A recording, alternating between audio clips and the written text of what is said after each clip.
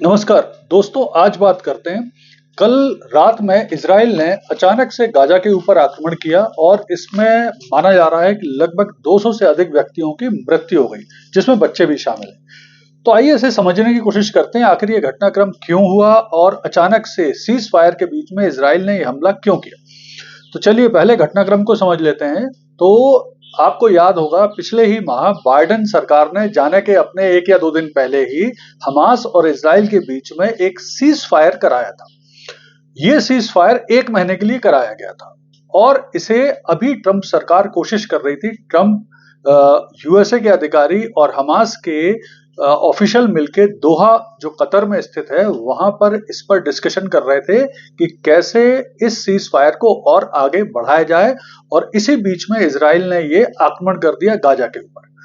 तो क्यों आक्रमण किया, तो इजराइल की तरफ से बताया गया कि उन्होंने ये आक्रमण इसलिए किया क्योंकि हमास के अधिकारी सीज फायर को आगे बढ़ाने के लिए तैयार नहीं थे, और वे इस सीज फायर का, पिछले जो 1 महीने में सीज फायर चल रहा था, उसका इस्तेमाल कर रहे थे अपनी शक्ति बढ़ाने के लिए, नए सैनिकों की, नए लोगों की भर्ती करने के लिए, हथियार जुटाने के लिए, ईरान के साथ और बेहतर कम्युनिकेशन करने के लिए। तो इसलिए उन्होंने बिल्कुल प्री एम्प्टिव स्ट्राइक करते हुए हमास के लोगों पर स्ट्राइक की है, जिसमें हमास का एक इंपॉर्टेंट लीडर अबू बख्ता मारा गया है।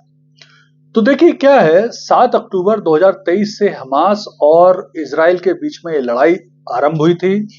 तब से लेकर अब तक गाजा के लगभग 50,000 से ज्यादा लोग मारे जा चुके हैं, जिसमें काफी संख्या बच्चों की है। इसके अलावा ऐसा माना जाता है कि 50-60 से हजार से अधिक लोग घायल हो चुके हैं। और यहाँ पर ये क्यों किया जा रहा है, इजराइल के द्वारा ये क्यों किया गया है, उसका एक और बड़ा कारण उन्होंने बताया था। उन्होंने कहा था कि जब ये सीज फायर किया गया था तो उसमें एक शर्त रखी गई थी कि हमास जितने भी बंधक है यानी हॉस्टेज है उन्हें छोड़ देगा। 7 अक्टूबर को हमास ने 251 के लगभग बंधकों को इजराइल से मतलब हॉस्टेज बनाया था, जिसमें इजराइल के सैनिक भी थे, नागरिक भी थे, अन्य देश के नागरिक भी थे। और अभी ऐसा माना जाता है कि 60 से अधिक जो बंधक हैं वो अभी हमास के कब्जे में हैं। ट्रंप भी धमकी दे चुके हैं हमास को, और नेतन्याहू भी टाइम टू टाइम धमकी देते रहते हैं कि आप सभी बंधकों को छोड़ दें, अदरवाइज हम आपके ऊपर और ज्यादा स्ट्राइक करेंगे। तो उस कड़ी में भी ये आक्रमण को, ये जो अब हमला हुआ है कल रात में, उसे माना जा रहा है। तो देखिए अब इसका परिणाम क्या होगा, और यहां पर एक चीज भी समझना जरूरी है कि प्रेशर बढ़ाने के लिए हमास के ऊपर नेतन्याहू ने और इजराइल ने गाजा की सप्लाई पिछले 1 हफ्ते 10 दिन से रोकी हुई है। तो वहां पे फूड की बहुत सारी कमी भी हो चुकी है, बहुत परेशानियां आ रही हैं गाजा में। तो अब इसका भविष्य क्या हो सकता है, तो देखिए भविष्य में यह हो सकता है कि अब ये पुनः जो इजराइल हमास संघर्ष है ये बढ़ेगा। सीज फायर आगे बढ़ने के चांस अब बहुत कम लग रहे हैं। इसके अलावा जो परेशानियां आ सकती हैं कि ईरान फिर एक्टिव हो रहा है, ईरान फिर सपोर्ट करेगा इजराइल को। इस बीच में क्या हुआ है कि जो लेबनान है वहां पर जो सरकार है एचटीएस की, और जो बशर है, जो पुराने राष्ट्रपति हैं, उनके समर्थकों के बीच में भी संघर्ष बढ़ गया है। तो वहां भी इजराइल ने अब अपने आक्रमण बढ़ाए हैं कुछ।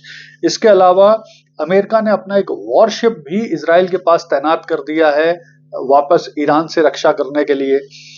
तो और इसके अलावा अमेरिका अब यमन के जो हूती विद्रोही हैं उन पर भी अटैक कर रहा है लगातार।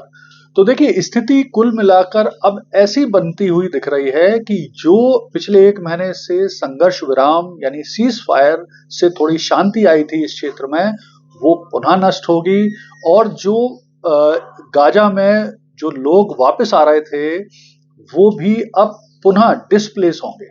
यानी इस अगर इजराइल और हमास के बीच में सीज फायर नहीं होता है, आगे नहीं बढ़ता है, तो फिर हमास इजराइल के बीच में युद्ध की स्थिति पुनः बढ़ेगी, ये संघर्ष बढ़ेगा, और फिर इसमें बड़ी संख्या में लोगों की डेथ होने के चांसेस है। धन्यवाद।